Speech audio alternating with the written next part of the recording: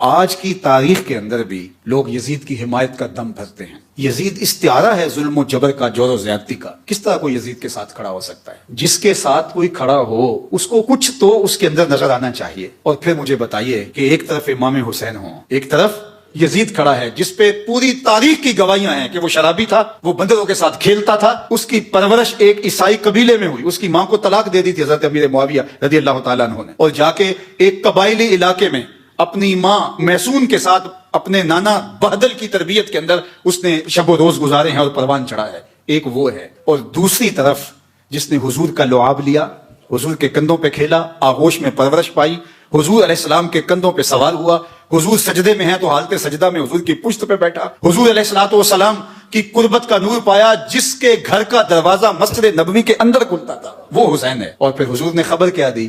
حسن اور حسین جنتی جوانوں کے سردار، سیدہ شباب اہل الجنہ.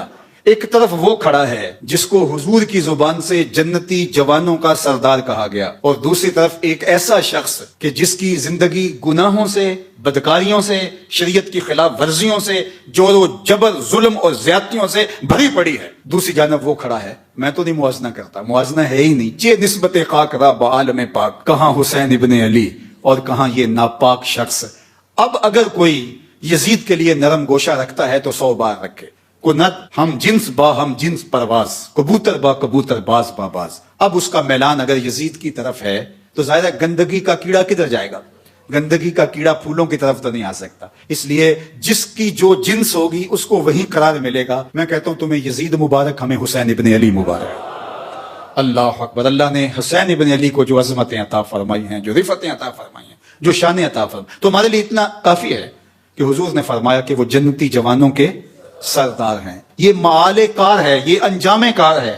یہ حضور نے ان کے معاد کو بیان کیا. مجھے بتاؤ، جو باطل پر لڑے اور بغاوت کرے اور عدول کرے اور وہ جنتی جوانوں کا سردار بن جائے، ایسا تو ممکن نہیں ہے. یہ بات ذہن میں رکھو، جنت کی سرداری اسے ملے گی جو کرائیٹیریا پہ پورا اترے گا. یہ رب کا نظام ہے. جو جنتیوں کا سردار ہے اس کے سجدے دیکھو، اس کا رکوع دیکھو، اس کا قیام دیکھو، اس کی عبادتیں دیکھو.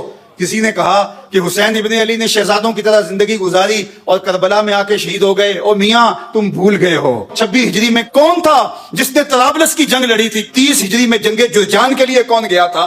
کون تھا جو میمنہ اور میسرہ پہ اپنے بھائی کے ساتھ کھڑا ہوتا رہا؟ تاریخ سے تم نے کبھی پردہ اٹھا کے دیکھا ہی نہیں. یہ حسین صرف مسلح پہ بیٹھا نظر نہیں آئے گا، یہ کئی جنگوں کے اندر کھڑا نظر آئے گا. حسین ابن علی نے جنگیں بھی لڑی ہیں اور سجدے بھی کیے ہیں، اور جو سجدہ حسین نے کیا آج تک کوئی کر ہی نہیں سکا ہے. اللہ اکبر. حسین ابن علی نے سجدہ کیا ہے اور حالت سجدہ میں ان کا سر دست قاتل نے کاٹا ہے. ہمارے لیے باعث فخر ہے کہ ہم حسین ابن علی کے ماننے والے ہیں، اور قیامت کے دن حسین ابن علی کے جھنڈے کے سائے تلے ہوں گے. یہ ہمارا اعزاز ہے، یہ ہمارا فخر ہے. اہل بیت کا پیار کتابوں سے نہیں ملتا. دین مجو اندر کتب اے بے خبر، علم و حکمت از کتب دین از نظر. تو یہ بات سن لو، پلے باندھ لو. اہل بیت رسول کا پیار یہ تمہاری تحقیق کا نتیجہ نہیں ہو سکتا، یہ کتابوں کی کتابیں پڑھ جانے کے نتیجے میں نہیں ہو سکتا. اہل بیت کا پیار پاکیزہ ماؤں کی گودوں سے ملتا ہے. تو ہمیں ماؤں کی گود سے حسین ابن علی کا پیار ملا ہے. اور اقبال نے کہا تھا، نام تو از پدر آموختم، حضور آپ کا نام میں نے اپنے باپ سے سیکھا تھا. یہ کتابوں سے نہیں ملتا، یہ باپ کی آغوش سے ملتا ہے، یہ ماں کی گود سے ملتا ہے. اللہ تعالیٰ اہل بیت رسول کی محبت ہمارے رگ و ریشہ میں محو نفوذ کر دے. اور یہ بات ذہن میں رکھیے کہ اہل بیت کی محبت اصحاب رسول کے ساتھ کسی عداوت کا سبب نہیں بنتی. اور یہ بھی ذہن میں رکھیے کہ اصحاب کی محبت اہل بیت کے ساتھ دشمنی اور بغاوت کا ذریعہ نہیں بنتی. اہل بیت نبوت بھی ہماری آنکھوں کے تارے ہیں، اور اصحاب پیغمبر بھی ہمارے دلوں کا قرار اور سکون ہے.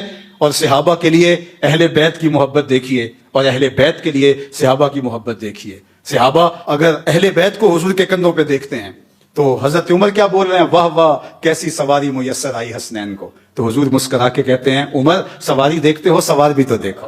اللہ اکبر. اور ادھر حضرت امام باقر سے پوچھا جاتا ہے سیدنا صدیق اکبر اور حضرت سیدنا عمر کے بارے میں، تو وہ بولتے ہما امامان عادلان کانا علی الحق و ماتا علی الحق. وہ امام تھے، حق پہ قائم رہے، ان کا انتقال بھی حق پہ ہی ہوا ہے.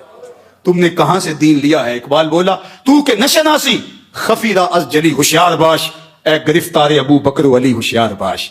کہا یہ تیرے ساتھ ایک دھندا کیا گیا ہے کہ دو کو الگ الگ جو حضور علیہ الصلوۃ والسلام کے سینے سے پھوٹتی ہوئی ضیائیں تھی، مشکات نبوت کا نور تھی، حضور کی تربیت کا عکس تھے، ایک حضور کا خون ہے، ایک حضور کی تربیت کا رنگ ہے، ان دونوں کو الگ الگ خانوں میں بانٹ دیا گیا اور یہ امت کو تقسیم کرنے کا ایک مکروہ دھندا تھا۔ تو کہ نشناسی خفی راز جلی ہوشیار باش، اے گرفتار ابو بکر و علی ہوشیار باش۔